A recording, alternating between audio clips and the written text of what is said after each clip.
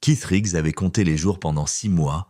Le transport en provenance du Koweït atterrit à Fort Campbell 3 heures avant le lever du soleil. Et il avait déjà déposé ses papiers de démobilisation.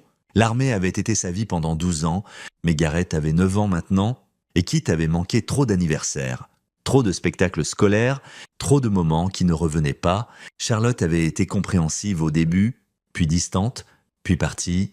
Les papiers du divorce étaient arrivés pendant qu'il était à Kandahar. Il les avait signés sans avocat, sans se battre. Elle avait obtenu la maison dans le Tennessee, la garde complète, et il avait droit à des appels vidéo tous les dimanches, auxquels Garrett se présentait de moins en moins. Le plan était simple. Surprendre Garrett 5 jours en avance, l'emmener pêcher au lac Dale Hollow comme avant, peut-être commencer à rattraper le temps perdu. Keith conduisit son vieux Silverado dans l'obscurité d'avant l'aube, regardant les routes familières se dérouler dans la lumière de ses phares. La maison, son ancienne maison, était sombre sur Miller Road. Il se gara dans l'allée et coupa le moteur. Le silence semblait anormal. Il frappa d'abord, puis utilisa son ancienne clé. Elle ne fonctionnait pas. Les serrures avaient été changées. Il fit le tour par l'arrière, jeta un œil par les fenêtres. Les meubles étaient différents. Rome. Il se tenait dans le jardin arrière, une pluie froide d'avril commençant à tomber, quand il entendit la lumière du porche de Madame Patterson s'allumer à côté. « Keith, c'est toi ?» La vieille femme serra plus fort son peignoir. « Seigneur, Charlotte ne t'a pas dit ?»« Dit quoi ? Elle a déménagé il y a environ 2 mois. Elle s'est remariée vite. Un homme qu'elle a rencontré au travail, Damon quelque chose. Ils vivent chez lui maintenant, au-delà de Cedar Hill. » Keith sentit quelque chose de froid s'installer dans sa poitrine. Elle s'est remariée si vite. Ça m'a semblé rapide à moi aussi. Chérie, mais qui suis-je pour juger ? Le visage de Madame Patterson s'adoucit. Ce pauvre garçon, quand même. Garrett, je l'ai vu quelques fois avant qu'il parte, silencieux comme une souris d'église.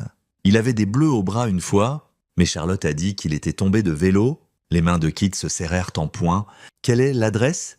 Elle la lui donna. Le regarda s'éloigner avec des yeux inquiets. La propriété de Canon était située à 24 km en dehors de la ville. Au bout d'une route de gravier qui se transformait en boue sous la pluie, Keith passa devant 2 fois, observant une ferme, une grange, quelques dépendances, un camion dans l'allée, des lumières allumées dans la maison principale. Il était presque minuit maintenant. Il se gara à 400 mètres plus bas sur la route et revint à pied à travers la pluie. La porte d'entrée était verrouillée. Il pouvait entendre de la musique à l'intérieur, assez forte pour couvrir ses pas tandis qu'il faisait le tour de la maison. Par une fenêtre, il vit Charlotte sur un canapé, un verre de vin à la main, riant à quelque chose à la télé. Un grand homme était assis à côté d'elle, cou épais, épaules massives, le genre de carrure qui venait de soulever des poids dans des cours de prison, pas dans des salles de sport. Damon Cannon. La formation de Keith s'activa automatiquement, évaluée, planifiée, exécutée. Mais où était Garrett ? Il se dirigea vers la grange, et c'est là qu'il le vit. Son fils agenouillé dans la boue derrière la maison, les mains attachées derrière le dos avec une corde en nylon jaune, tête baissée, trempé jusqu'aux os, tremblant, Keith courut. Ses bottes éclaboussèrent dans les flaques, la tête de Garrett se releva d'un coup, les yeux écarquillés de terreur qui se transforma en incrédulité. « Papa, je te tiens ?» Les doigts de Keith défirent les nœuds, la rage faisant trembler ses mains. « Je te tiens, mon pote, tu es en sécurité maintenant ? Papa, tu ne peux pas être ici. » La voix de Garrett était un murmure brisé. Il a dit, les mauvais garçons pris dehors jusqu'à ce que Dieu leur pardonne. J'y suis depuis l'école. Je n'ai pas fait exprès de laisser tomber l'assiette, je le jure. Depuis combien de temps ? Garrett, je ne sais pas. 9 heures, peut-être 9 heures, sous la pluie, les mains attachées. 9 ans. Keith souleva son fils. Garrett ne pouvait pas se tenir debout. Ses jambes fléchirent. Keith le rattrapa, sentit comme il était léger, comme il était maigre. Il le porta vers le Silverado, mais Garrett attrapa sa chemise avec des doigts engourdis. « Papa !» N'entre pas dans la grange. « S'il te plaît !» Non. De l'intérieur de la grange venaient des sons, des gémissements, pas animaux. Keith installa Garrett dans le camion, met le chauffage au maximum, verrouille les portes. « Reste ici. Ne sors pas quoi que tu entendes ? Papa, je reviens tout de suite. » La porte de la grange n'était pas verrouillée. Keith l'ouvrit. L'odeur le frappa en premier. Corps non lavé, déchets de peur. Ses yeux s'ajustèrent à la faible lumière d'une ampoule unique. 3 cages. Des caisses pour chiens en grillage. Le genre pour Rottweiler. À l'intérieur, 2 filles, peut-être 12 et 14 ans, et un garçon d'environ 16 ans. Sales, terrifié, enchaîné, la plus jeune fille se mit à pleurer en le voyant. « S'il vous plaît, on sera sage, on sera silencieux, s'il vous plaît. »« Non, je ne suis pas lui. » La voix de Keith sortit stable malgré la fureur qui montait dans sa poitrine. « Je vais vous sortir de là. » Il trouva une pince coupante sur un établi, coupa les chaînes. Les enfants portaient des haillons couverts de bleu et de brûlures de cigarettes. Ils tressaillirent quand il s'approcha. « Pouvez-vous marcher ?» Il garda une voix douce. Le garçon hocha la tête. « Aide les filles à se lever. » Leurs jambes tremblaient. « Il y a un camion devant ?»« Silverado. »« Mon fils est dedans. Il faut que vous montiez à l'arrière. » Et la porte de la grange s'ouvrit derrière lui. Damon Cannon se tenait dans l'encadrement, éclairé à contre-jour, tenant une barre à pneus. Il était plus grand que Keith ne l'avait pensé. One, 93 mai et 118 kilos facilement. Son sourire montrait des dents abîmées. « Eh bien, Charlotte a dit que son ex était déployé. Je suppose qu'elle se trompait ?» Ses yeux allèrent aux enfants, puis revinrent sur Keith. « Tu fais une grosse erreur, soldat. » Keith se positionna entre Cannon et les enfants. « La seule erreur est la tienne. Laisse-les partir. » Cannon rit, un son humide et flegmatique. « Les laisser partir. Ils sont à moi. Ils m'ont coûté cher. La plupart. Ce garçon-là, sa mère me devait 3000. Le père des filles l'a mise en jeu au poker. Tu crois que quelqu'un les cherche? Tu crois que quelqu'un s'en soucie? Moi, je m'en soucie. Toi, tu t'en soucies? » Cannon avança, faisant rouler la barre à pneus dans sa main. « Tu ne t'occupes même pas de ton propre gamin? Charlotte m'a tout raconté sur toi? Toujours déployé, jamais à la maison. Ce garçon avait besoin d'un père. J'ai pris le relais. Tu l'as attaché sous la pluie? De la discipline? Quelque chose que tu ne connais pas, à être parti tout le temps. » Le sourire de Cannon s'élargit. « Mais, puisque tu es là, peut-être qu'on peut arranger quelque chose. Je garde ton garçon. Tu prends ces 3-là? On appelle ça Keith. Par-ci, soldat. Ça ne te concerne pas? » Keith regarda l'homme qui avait posé les mains sur son fils, qui gardait des enfants en cage, qui se tenait là à sourire comme s'il avait gagné. « Voici ce qui va se passer, » dit Keith calmement. « Tu vas rester là, ne pas bouger. Ces enfants sortent. J'appelle la police et tu vas en prison pour très longtemps. » Cannon se rua sur lui. Keith avait combattu à Fallujah, Kandahar, Mosul. Il s'était entraîné au Krav Maga, au Muay Thai, au combat au corps à corps, au nettoyage de pièces. Damon Cannon était grand et méchant, mais il était lent et il n'avait jamais affronté quelqu'un qui avait survécu à des embuscades d'IED et à des combats maison par maison. La barre à pneus balaya l'air.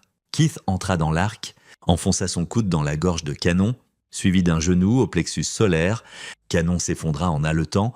Keith envoya l'arme d'un coup de pied, attacha les mains de Cannon derrière son dos, avec la même corde jaune qui avait lié son fils. Les enfants regardaient. « Allez au camion !»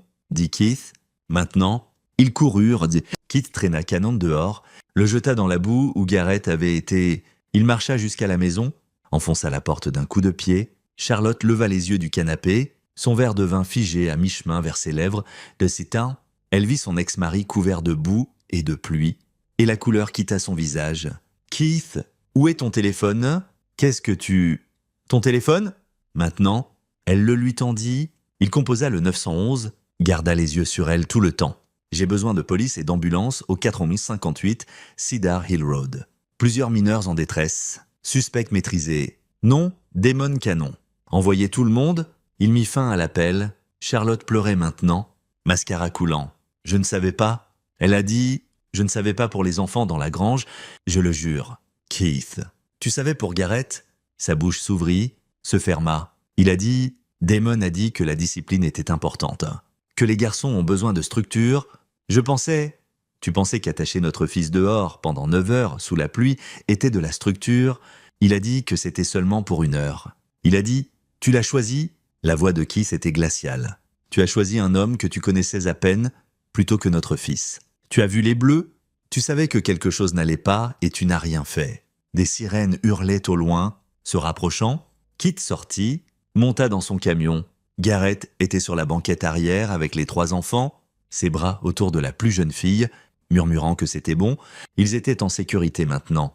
Son papa était là. Pour la première fois en 6 mois, Keith sentit qu'il était peut-être rentré juste à temps. Mais alors que les lumières de police peignaient la ferme en rouge et bleu et qu'il regardait les officiers envahir la propriété, Keith Riggs savait que ce n'était que le début, parce que des hommes comme Damon Cannon ne travaillaient pas seuls.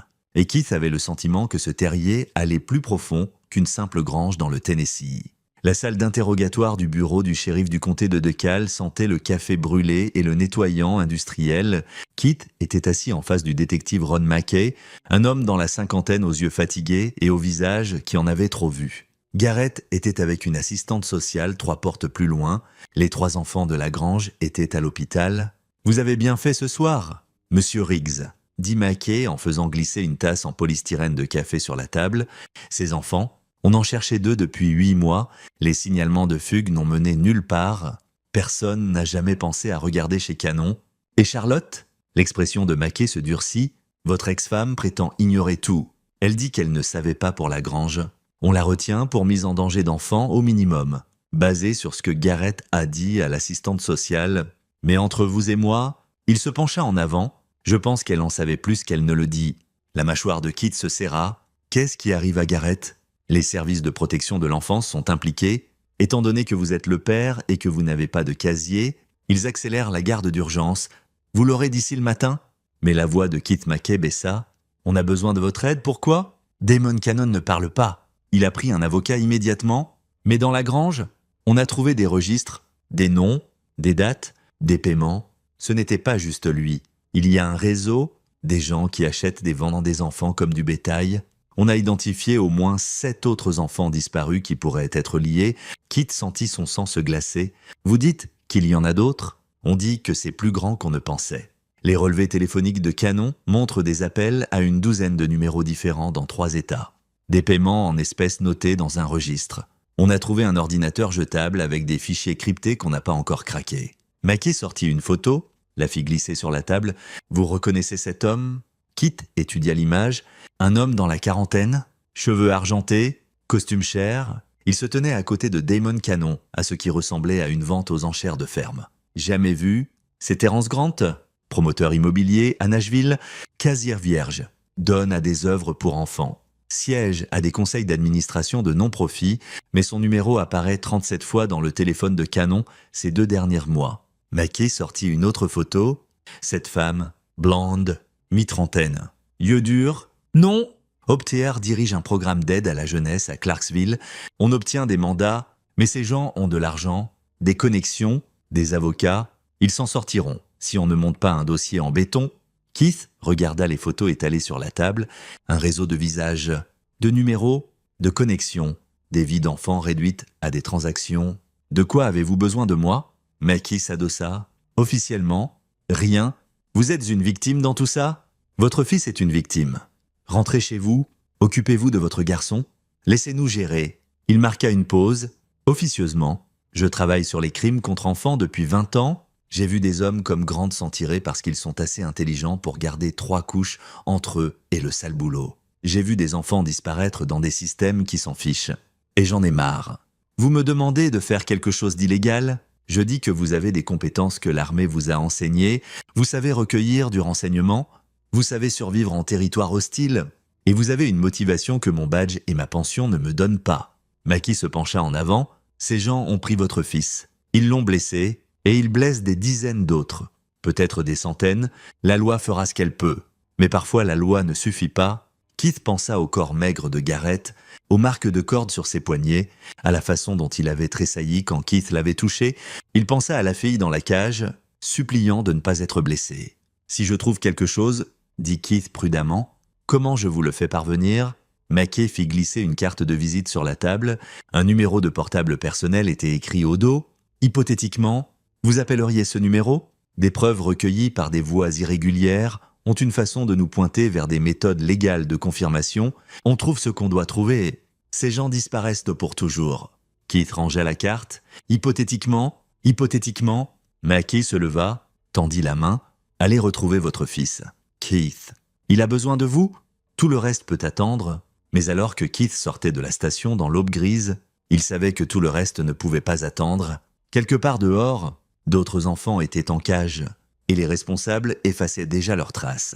Il récupéra Garrett au service de protection de l'enfance à 6 heures du matin. Son fils s'endormit dans le camion avant qu'il n'ait fait 8 kilomètres, la tête contre la vitre. Kit conduisit jusqu'à un motel en bordure de ville, porta Garrett à l'intérieur, le posa sur le lit et s'assit à le regarder dormir. À 8 heures du matin, son téléphone vibra avec un texto d'un numéro inconnu. Charlotte a été libérée sous caution. Elle demande à voir Garrett. On ne peut pas l'en empêcher légalement. Soyez prudent. Irem. Kit effaça le texto, regarda son fils endormi, puis il sortit son ordinateur portable et commença à rechercher Terence Grant. Les missions les plus dangereuses qu'il avait apprises dans l'armée n'étaient pas les bruyantes, c'étaient celles où on se déplaçait en silence, recueillait du renseignement et frappait avant que l'ennemi ne sache qu'on était là. Ces gens avaient fait l'erreur de penser qu'ils n'étaient qu'un père endeuillé, ils allaient apprendre le contraire. 3 jours plus tard, Keith était assis dans un parking en face du siège de Grant Development Corporation à Nashville, regardant les employés arriver pour la journée de travail. Il avait passé 72 heures à apprendre tout sur Terence Grant. Divorcé depuis 5 ans, pas d'enfant, propriétaire de biens dans le Tennessee et le Kentucky, siégeant au conseil de la Children's Hope Foundation et de Safe Haven Youth Services, car le philanthrope parfait. Sauf que le site de Safe Haven à Clarksville était dirigé par Hope Thayer. Le plus grand donateur de la Children's Hope Foundation était une société écran qui remontait à une LLC propriétaire de la propriété où se trouvait la grange de Damon Cannon. Keith avait appris à tracer l'argent dans l'armée en travaillant avec des analystes du renseignement à Bagdad. Ce n'était pas dur si on savait où regarder. Ce qui était dur, c'était de trouver des preuves qui tiendraient au tribunal. Son téléphone vibra. « Détective Mackay, on a décrypté l'ordinateur de Cannon », dit le détective sans préambule. « Keith ?» C'est pire qu'on pensait. Liste d'options. Info sur les acheteurs. On a identifié 12 enfants actuellement disparus. Mais voilà le truc. Le cryptage était de niveau militaire, professionnel. Cannon n'aurait pas pu installer ça lui-même. Grant peut-être? Ou quelqu'un au-dessus de lui. Le registre de la grange montre des paiements remontant à ATG, mais structurés pour ressembler à des transactions immobilières légitimes, sans attraper quelqu'un sur le fait ou en faire craquer un. On n'a que des preuves circonstancielles au mieux. Kit regarda une Mercedes argentée se garer sur la place de parking exécutive. Terence Grant en sortit, 53 ans, costume à $2000. Sourire pour le garde de sécurité. « Et Charlotte ?» demanda Keith. Le procureur lui a proposé un accord, coopération totale en échange de charges réduites. Elle a donné tout ce qu'elle sait sur Cannon, mais elle jure qu'elle n'était pas au courant du réseau. Elle dit qu'elle pensait qu'il était juste strict avec les enfants. Elle nous est inutile. Elle savait, dit Keith platement, elle savait et elle s'en fichait. Probablement, mais prouver qu'elle était complice de trafic. C'est différent de prouver la négligence. Elle fera de la prison pour ce qui est arrivé à Garrett. Mais pas beaucoup. Mackie soupira. Désolé, Keith, je sais que ce n'est pas ce que vous voulez entendre. Keith mit fin à l'appel, regarda Grant disparaître dans son bâtiment. Cette nuit-là, il engagea une babysitter qu'il avait vérifiée 3 fois, une institutrice à la retraite recommandée par Madame Patterson, et conduisit jusqu'à Clarksville. Safe Haven Youth Services opérait dans une église reconvertie en bordure de ville. Le panneau devant promettait espoir et guérison pour les jeunes à risque.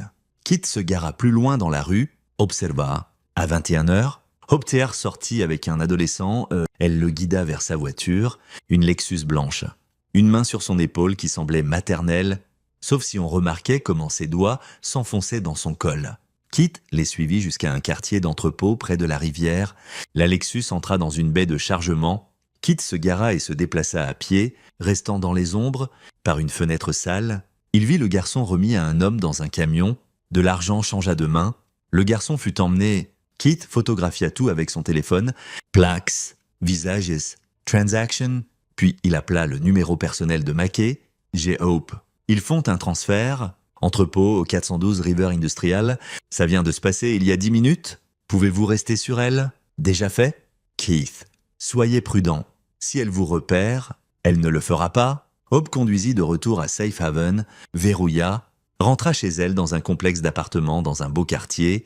Keith resta dans son camion jusqu'à 2 heures du matin, compilant tout ce qu'il avait vu, puis il rentra vers Garrett. Son fils dormait dans la chambre du motel, recroquevillé autour d'un ours en peluche que Keith lui avait acheté. La babysitter rapporta aucun problème. Keith la pailla double, verrouilla la porte et s'allongea à côté de son garçon. « Papa !» La voix de Garrett était petite dans l'obscurité. « Oui ?» « Mon pote, est-ce qu'ils vont m'emmener ?» L'assistante sociale a dit qu'elle a dit « Je pourrais devoir aller dans une famille d'accueil jusqu'à ce que tout soit réglé. » Kit attira son fils plus près. Personne ne t'emmène nulle part. J'ai la garde d'urgence. Tu es avec moi maintenant? Mais maman, ta maman a fait des choix. De mauvais choix. Elle en paie les conséquences? Kit lissa les cheveux de Garrett. Je suis désolé de ne pas avoir été là avant. Je suis désolé de ne pas t'avoir protégé. Tu es revenu?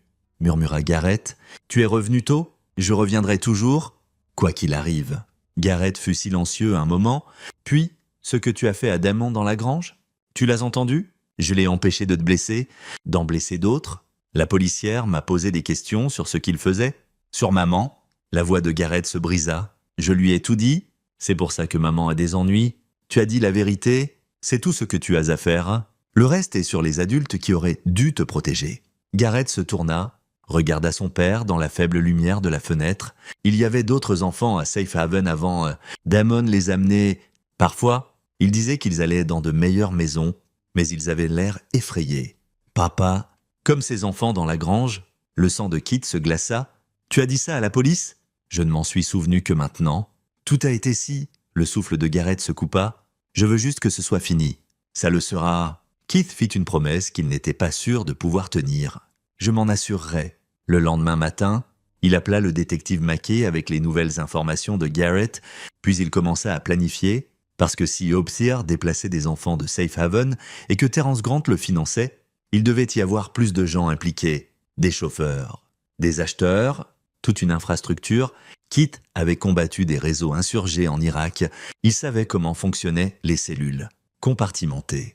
Prudentious, paranoïaque, on ne pouvait pas juste couper la tête, il fallait brûler tout le truc. Il ouvrit son ordinateur, consulta les registres fonciers de Grant Development Corporation, commença à cartographier les emplacements, cherchant des patterns, entrepôts, propriétés rurales, bâtiments abandonnés. Son téléphone sonna, numéro inconnu, Monsieur Riggs, une voix de femme.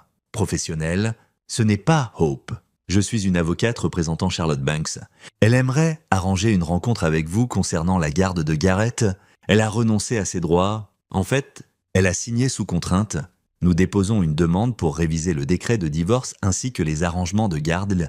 Vu votre altercation récente avec M. Cannon, nous croyons qu'un tribunal remettra en question votre stabilité en tant que parent gardien. La main de Kit se serra sur le téléphone. Elle a attaché notre fils dehors, sous la pluie.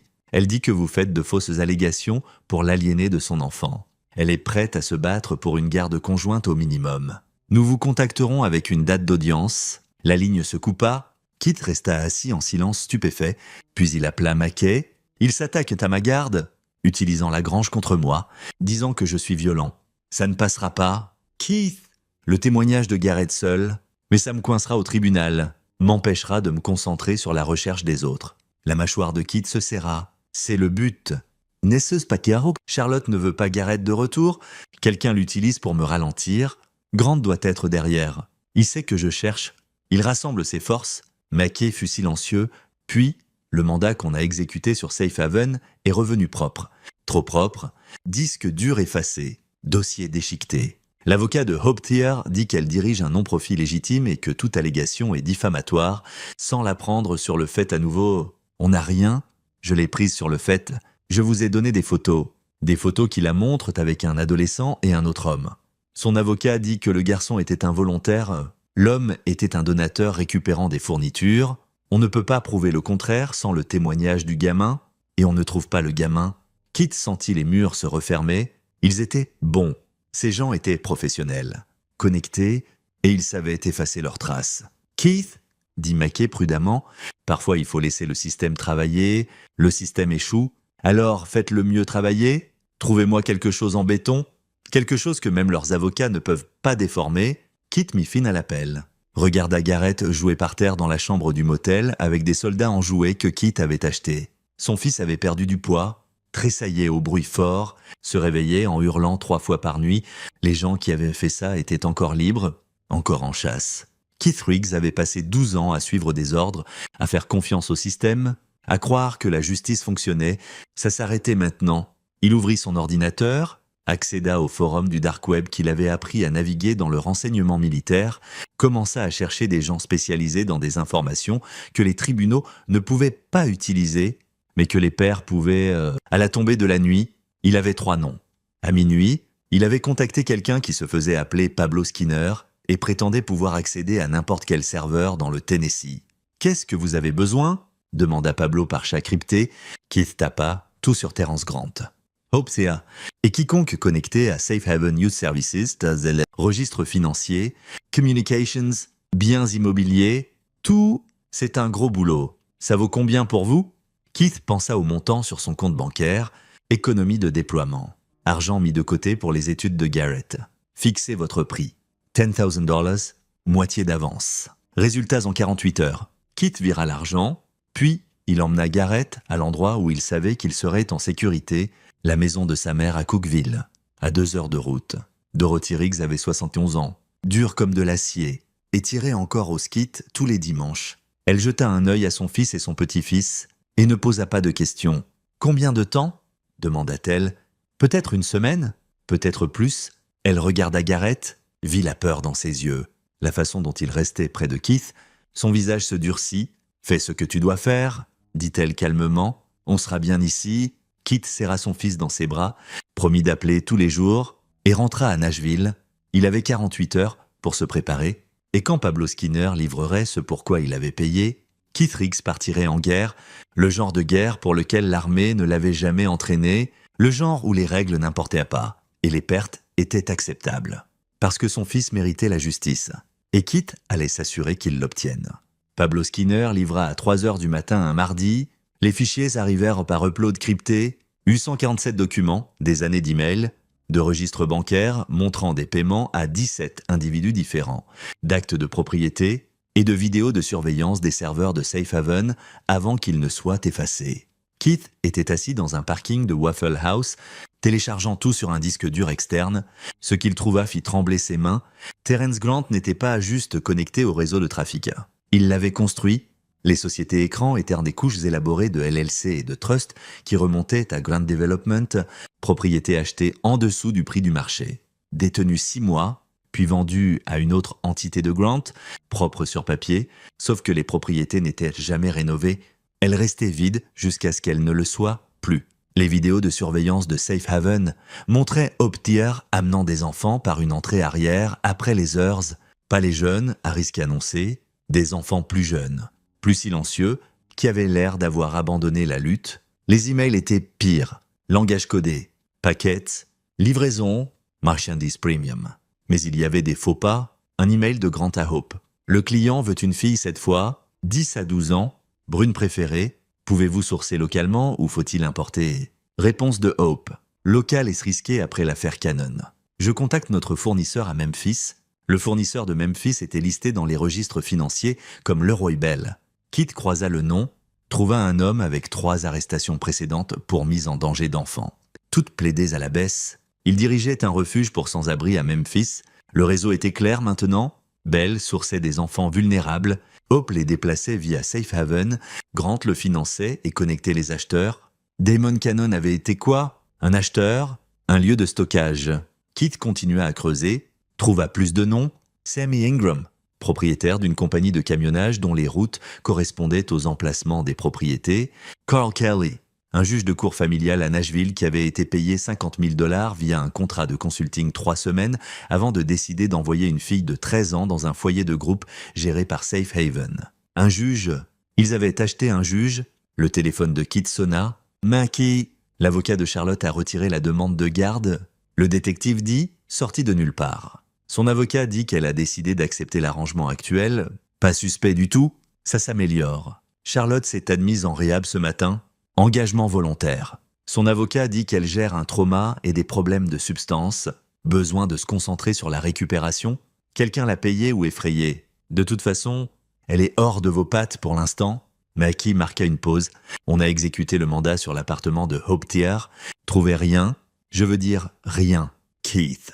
C'est comme si elle avait nettoyé l'endroit. Pas d'ordinateur, pas de fichier, à peine des effets personnels. Elle fuit. Keith regarda la vidéo de surveillance sur son écran, figée sur le visage de Hope, menant un enfant au sous-sol de Safe Haven. « J'ai quelque chose pour vous ?» dit Keith. « Quel genre de quelque chose ?»« Le genre où vous ne pouvez pas me demander d'où ça vient. » Mackay fut silencieux. Puis, je suis à la station, entré par l'entrée arrière, 4 heures du matin. Pas de caméra de ce côté cette semaine? Keith remit une clé USB avec la moitié des fichiers, assez pour obtenir des mandats, commencer les arrestations, démanteler le réseau. Il garda le reste pour assurance. Mackay examina les vidéos, lut les emails, regarda les registres financiers, son visage pâlit. C'est Jésus. Keith, c'est fédéral. FBI. Sécurité intérieure. C'est crime organisé niveau RICO. Pouvez-vous l'utiliser? Pas directement. La chaîne de custodie n'existe pas, mais je peux l'utiliser pour savoir où regarder. On obtient des mandats pour les propriétés, les registres bancaires. On presse les petits poissons jusqu'à ce que quelqu'un craque. Carl Kelly, le juge, si on peut prouver qu'il a été payé pour placer des enfants à Safe Haven, il risque 20 ans minimum, il négociera. Et Grant, Mackay croisa son regard. Des hommes comme Grant ont des avocats qui pourraient les faire acquitter Dieu. Même avec ça, il prétendra l'ignorance, dira que ses affaires ont été mal utilisées sans sa connaissance. Blâmera les subordonnés, au mieux, on l'a sur évasion fiscale ou fraude. Il pourrait faire 5 ans dans une prison pour col blanc. Ce n'est pas la justice, c'est la loi. Keith se leva. Alors la loi ne suffit pas. Keith, la voix de Mackay se durcit. Ne faites rien de stupide. Je vous donne un pass parce que vous avez sauvé ces enfants. Parce que vous êtes une victime. Mais si vous franchissez certaines lignes, je ne peux pas vous protéger. Je ne vous l'ai pas demandé. Keith sortit, conduisit jusqu'à un dîner ouvert 24 heures, commanda un café qu'il ne but pas. Les fichiers étaient encore en upload sur 3 serveurs cloud différents, sauvegardés et cryptés, preuves préservées. Mais Mackay avait raison, Grant s'en sortirait. Peut-être pas aujourd'hui, peut-être pas l'année prochaine. Mais les hommes avec de l'argent s'en sortaient toujours. Le système était conçu comme ça. Keith avait pensé comme un soldat, recueillir du renseignement, frapper la cible. Mission accomplie. Il avait besoin de penser comme autre chose. Son téléphone vibra, texto d'un numéro bloqué. « Je sais qui vous êtes, je sais ce que vous avez trouvé. On devrait parler TG. » Keith fixa le message. Terence Grant avait son numéro, ce qui signifiait que Grant savait qu'il était une menace. Un autre message. « Demain, 14h, Montgomery Bell Park, Parking Principal. Venez seul ou pas? Et on publie tout ce qu'on a sur la mère de votre fils. Saviez-vous que Charlotte avait un problème de drogue? Qu'elle laissait Garrett seul des jours entiers? Imaginez ce qu'un tribunal ferait avec ça. » Le sang de Keith se glaça. Il menaçait de détruire la crédibilité de Charlotte, ce qui détruirait le témoignage de Garrett, ce qui ferait s'effondrer toute l'affaire. Il tapa en retour. « J'y serai ?» La réponse vint immédiatement. « Homme intelligent. Ça n'a pas à être difficile. Keith, vous voulez votre fils en sécurité? Je veux protéger mon business. On peut tous les deux obtenir ce qu'on veut. » Keith effaça les messages, s'assit dans le dîner alors que l'aube se levait sur Nashville. Terence Grant venait de faire sa première erreur. Il avait donné à Keith un heure et un lieu, et Keith Riggs savait planifier une embuscade. Montgomery Bell Park faisait 1500 hectares de bois et de sentiers à 1 heure à l'ouest de Nashville. Keith arriva à 11 heures, 3 heures en avance. Il se gara à un départ de sentier à 3 km du parking principal, se changea en tenue de randonnée et se déplaça à travers la forêt à pied, formation militaire, surveiller le terrain, identifier les points d'étranglement, établir des positions de repli. Le parking principal était au bout d'une route à une voie avec forêt sur 3 côtés, 2 sorties, la route d'entrée ou un sentier de randonnée menant plus profond dans le parc. Keith s'installa sur une crête surplombant le parking, caché derrière un arbre avec des jumelles. À 13h30, 2 SUV noirs arrivèrent. Terence Grant sortit de l'un, flanqué de 2 hommes qui se déplaçaient comme de la sécurité privée. L'autre SUV contenait 3 autres hommes, tous armés, holster d'épaule visible sous les vestes. Grant prenait ça au sérieux.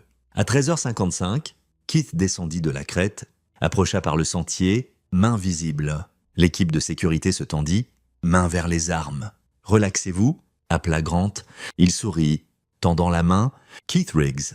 Enfin, je commençais à penser que vous me poseriez un lapin. » Keith ne serra pas sa main. « Qu'est-ce que vous voulez ?» Droit au but. « Je respecte ça. » Grant fit geste vers une table de pique-nique. « Asseyons-nous. Nous sommes des gens civilisés. » Keith s'assit en face de lui. L'équipe de sécurité forma un périmètre à 3 mètres en arrière. Grant se pencha en avant. Expression amicale. « Vous avez été occupé à pirater des serveurs, à traquer mon business, à nourrir la police en info. Travail impressionnant. Renseignement militaire.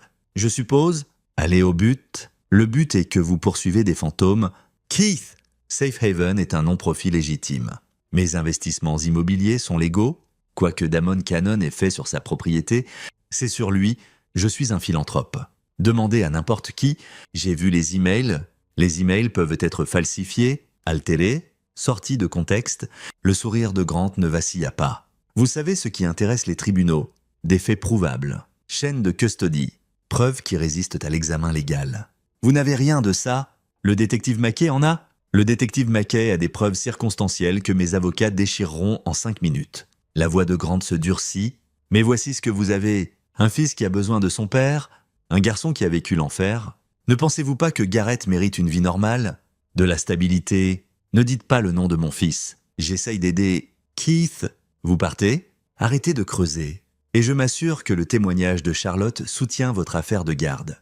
Je m'assure que les dossiers de Garrett restent scellés. Je m'assure que votre famille est protégée. Grant marqua une pause. Ou vous continuez à pousser et j'enterre Charlotte si profond que chaque morceau du témoignage de Garrett devient suspect. Je vous coince au tribunal pour des années. D'ici à ce que ce soit fini, votre fils aura 18 ans et sera endommagé au-delà de la réparation. Kit étudia l'homme en face de lui et calme, confiant. Utterly convaincu d'avoir gagné. « Vous oubliez quelque chose ?» dit Keith. « Quoi donc? Je ne suis pas venu ici pour négocier ?» Le sourire de Grant s'effaça. « Alors pourquoi êtes-vous venu? Pour voir si vous amèneriez des amis ?» Kit sortit son téléphone, appuya sur envoyer pour un texto préécrit. Au loin, des sirènes hurlèrent. Le visage de Grant pâlit. « Qu'avez-vous fait? J'ai dit au détective Mackay que je vous rencontrais ici. Lui ai dit que vous menaceriez mon fils. Lui ai dit que vous auriez des hommes armés. » Kit se leva. Ces gars de sécurité, les permis de port dissimulés ne couvrent pas des muscles loués faisant des menaces dans un parc d'État. Ces menaces graves, et quand ils fouilleront vos véhicules, ce qu'ils sont légalement autorisés à faire, après une plainte pour armes. Qu'est-ce que vous pensez qu'ils trouveront? Un membre de l'équipe de sécurité craqua et courut. 2 autres tendirent la main vers leurs armes. Kit plongea derrière la table de pique-nique alors que 3 voitures de shérif hurlèrent dans le parking. Lumières clignotantes au sol, mains où on peut les voir. C'était le chaos. L'équipe de sécurité essayant d'obtempérer, Grant hurlant pour des avocats, Kit restant baissé tandis que les adjoints envahissaient la scène. Mais le vrai coup n'était pas ici. Pendant que Grant était détenu, pendant que sa sécurité était fouillée et arrêtée, le détective Mackay exécutait des mandats sur le siège de Grand Development Corporation, sur les unités de stockage de Hope-Thier, sur le refuge de Leroy Bell à Memphis, des raids synchronisés, 15 emplacements, basés sur les infos que Kit avait fournies. Au moment où Grant fut libéré sous caution 6 heures plus tard, le FBI avait déjà saisi ses serveurs, trouvé les fichiers supprimés que Pablo Skinner avait extraits, trouvé les registres financiers prouvant les sociétés écrans, trouvé le pattern d'achat de propriétés aligné sur les signalements d'enfants disparus. Kit regarda ça se dérouler depuis le bureau de Mackay, buvant un café affreux. Le juge Kelly a craqué. Mackay dit, raccrochant son téléphone, dès qu'on lui a montré les registres de paiement, il a tout donné. Hope est dans la nature, mais on a lancé un avis de recherche. Leroy Bell est en garde à vue. Sammy Ingram parle pour se sauver. Et Grant? L'expression de Mackay était sombre. Ses avocats déposent déjà des motions, mais le FBI est impliqué maintenant. C'est trafic humain. RICO, fraude fiscale. Même avec ses connexions, il risque des décennies, peut-être à vie. Keith hocha lentement la tête, sentit le poids de 3 jours s'alléger légèrement de ses épaules. Rentrez chez votre fils. Mackay dit « Cette partie est finie ». Mais Kit savait que non. Pas vraiment, parce que Hope-Thier était encore dehors et qu'il y avait encore 12 enfants disparus qu'il n'avait pas trouvés. Il conduisit jusqu'à Cookville, récupéra Garrett, serra son fils fort. « C'est fini », demanda Garrett. « C'est fini », mentit Keith. Parce que la vérité était plus dure, la justice était messie, incomplète. Et parfois, il fallait se contenter de assez bien, mais Keith Riggs était un soldat. Et les soldats savaient que parfois les batailles finissent, mais les guerres continuent. Pour l'instant, cependant, son fils avait besoin de lui, alors il rentra chez lui. 2 semaines plus tard, un mardi matin, Kit préparait le petit déjeuner quand son téléphone sonna. « Mackay, on les a trouvés ?» Le détective dit, tous les 12, dans un entrepôt à Louisville, Tuyau anonyme. Nous a menés droit à eux, ils vont bien, vivance, traumatisés mais vivants. Mackay marqua une pause. Le tuyau venait d'un email crypté, introuvable, mais il incluait des infos détaillées sur où étaient les enfants. Qu'il ait gardé tout ce dont on avait besoin pour un raid propre, ça ressemble à du bon travail policier. Ça ressemble à quelqu'un qui s'est travaillé dans les ombres, désolé. La voix de Mackay était prudente. Hope TR a été trouvée morte ce matin. Suicide apparent. Pilules et alcool a laissé une note confessant tout, impliquant Grant, donnant des emplacements pour des preuves cachées. Kit ne dit rien. Le truc, continua Mackay, ses voisins ont rapporté un homme correspondant à votre description dans le coin il y a 2 jours. Conduisant un véhicule comme le vôtre, j'étais à Cookville avec mon fils. Ma mère peut confirmer. Je suis sûr qu'elle peut. Mackay soupira. Keith, je ne pose pas de questions auxquelles je ne veux pas de réponse. Ces enfants sont en sécurité. Grant va en prison. Le réseau est démantelé. Mais si vous avez quelque chose à me dire, rien à dire, détective. Je suis juste un père essayant de s'occuper de son fils. Hein? Mackay fut silencieux. Eh bien, pour ce que ça vaut, ces enfants que vous avez sauvés, ils reçoivent de l'aide maintenant, de la vraie aide. Thérapie, maison sécurisée, une chance. Vous avez bien fait? Kit mit fin à l'appel, regarda Garrett manger des céréales à la table de la cuisine.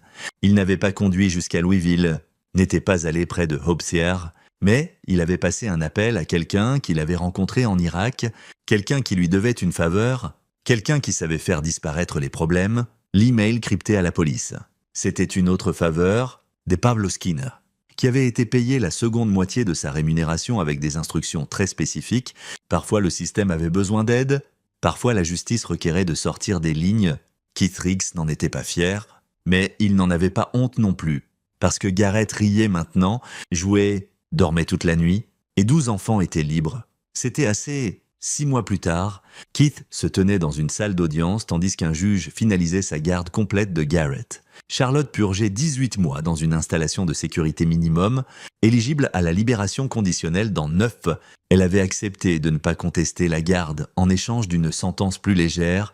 Le procès de Terence Grant était en cours, les procureurs fédéraux demandaient 40 ans. Keith et Garrett avaient déménagé à Cookville dans une petite maison près de la mère de Keith. Garrett était en thérapie, allait mieux, avait encore des cauchemars, tressaillait encore au bruit fort, mais il souriait plus, riait plus. Keith avait commencé à travailler dans la construction, utilisant son GI Bill pour prendre des cours en travail social. Il se disait que s'il était bon pour trouver des enfants qui avaient besoin d'aide, autant en faire une carrière. Un soir, alors qu'ils étaient assis sur le porche à regarder les lucioles, Garrett leva les yeux vers lui. « Papa, qu'est-ce qui est arrivé à Hope ?» La dame de Safe Haven. Kit savait que cette question viendrait. Il avait répété la réponse. Elle est partie. Elle ne peut plus blesser personne. Est-ce que tu... Je t'ai protégé. C'est tout ce que tu as besoin de savoir. Garrett fut silencieux alors. Bien. Kit attira son fils près de lui, regarda le coucher de soleil peindre le ciel en rouge et or. Il avait enfreint des lois, franchi des lignes, fait des choses qui le hantraient, mais il avait sauvé son fils, sauvé d'autres enfants. Et s'il avait le choix à nouveau, connaissant le coup, Keith Riggs le referait tout pareil. Parce que c'est ce que font les pères. Ils protègent leurs enfants quoi qu'il arrive, même si ça signifie devenir le monstre que les monstres craignent. Et alors que les lucioles dansaient dans l'obscurité grandissante, Keith Riggs s'autorisa un petit moment de paix. Son fils était en sécurité, les mauvais hommes étaient partis. Et demain, il se réveillerait et continuerait à construire une vie qui valait la peine d'être vécue. C'était une victoire suffisante. 1 an plus tard, Kit reçut un appel du détective Mackay, maintenant à la retraite. « Je pensais que vous voudriez savoir, » dit Mackay. « Grant a été condamné ce matin. 45 ans, sans conditionnel. Le juge a appelé ça l'affaire de trafic humain la plus complète de l'histoire du Tennessee. Bien, il y a plus. Votre nom est venu pendant les déclarations d'impact des victimes. 17 enfants. Tous ont dit qu'ils étaient vivants parce que vous avez enfoncé cette porte de grange. Certains veulent vous rencontrer. Merci. » Kit pensa à la fille de la cage, aux garçons qui ne pouvaient pas parler, aux autres qu'il avait tirés des ténèbres. Dites-leur qu'ils ne me doivent rien. Dites-leur de vivre de bonne vie. C'est assez de remerciements. Je me doutais que vous diriez ça. Mackay rit. Vous savez, le FBI a demandé pour Hope Thier, pour les preuves qui sont apparues, pour les tuyaux anonymes. Qu'est-ce que vous leur avez dit? Que parfois le bon travail policier implique de la chance et que j'ai toujours été chanceux. Mackay marqua une pause. Prenez soin de vous, Keith. Et de ce garçon à vous? Toujours. Kit mit fin à l'appel, regarda par la fenêtre où Garrett jouait au basket avec les enfants du quartier. 12 ans maintenant. Plus grand, plus sain, entier, son fils le vit regarder, agita la main, sourit. Kit agita en retour.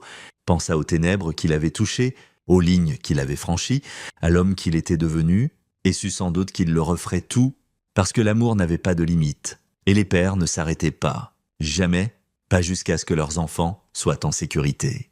Et le fils de Keith Riggs, il était en sécurité. Enfin, complètement en sécurité, c'était tout ce qui comptait. Tout le reste n'était que détail. C'est ici que notre histoire se termine. Partagez vos pensées dans la section des commentaires. Merci pour votre temps. Si vous avez aimé cette histoire, veuillez vous abonner à cette chaîne.